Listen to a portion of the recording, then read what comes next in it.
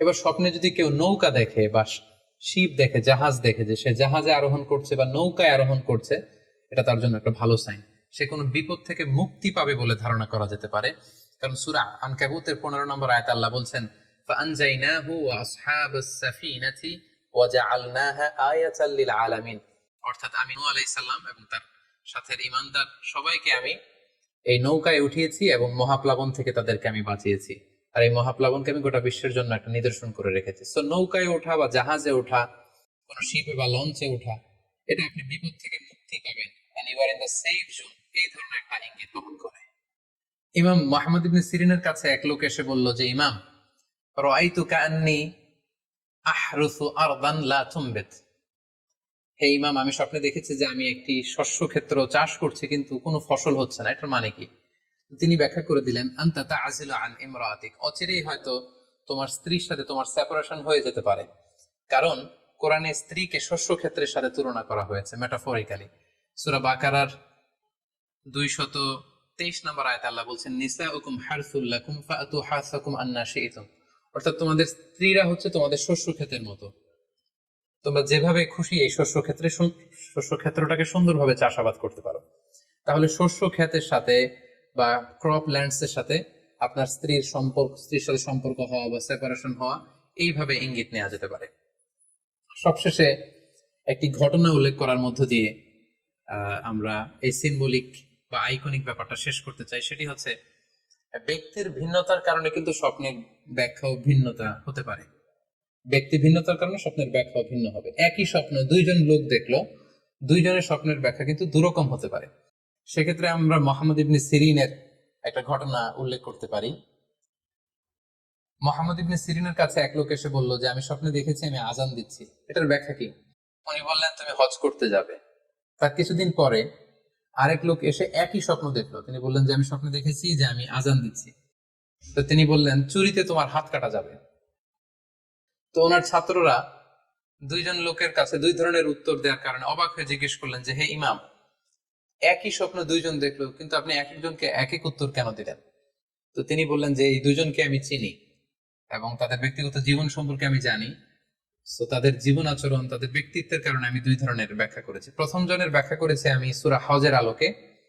কারণ সূরা হজে আল্লাহ ইব্রাহিম আলাইহিস সালামকে বলেছেন, ওয়া আযযিন ফিন নাস বিল হজ, তুমি মানুষের মাঝে হজের জন্য আজান দাও, ঘোষণা দাও। সো সেই লোকটি আজান দিয়েছে, তার মানে আশা করা যায় সে হজে যাবে। আর দ্বিতীয় লোকটির স্বপ্নের ব্যাখ্যা আমি করেছি সূরা ইউসুফের আলোকে। সূরা ইউসুফে একটি আয়াত আছে, সুম্মা আযানা মুআযযিনুন আইয়াতুহাল আইর ইন্নাকুম লাসারিকুন। অর্থাৎ মিশরের কিং এর একটি পানপাত্র চুরি হয়ে গিয়েছিল।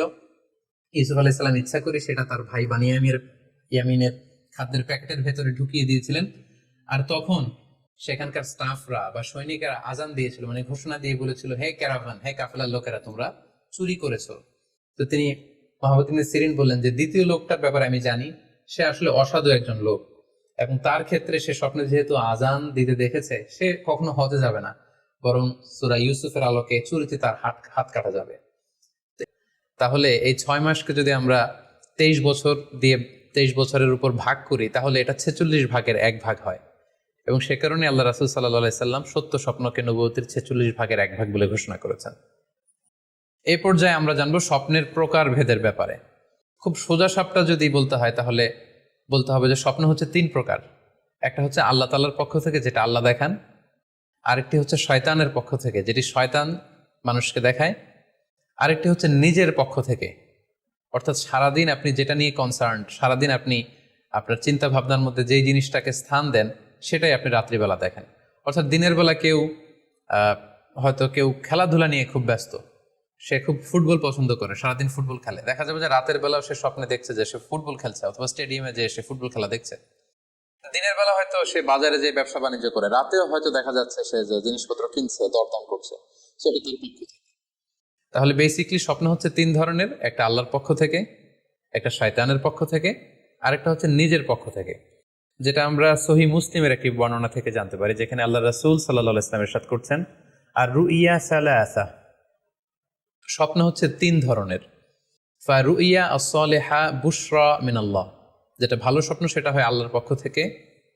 ওয়া রুইয়া তাহজিনুন মিনাশ শাইতান, আরেকটা স্বপ্ন থাকে যেটা শয়তানের পক্ষ থেকে, সেটা ভয় দেখানো হয়।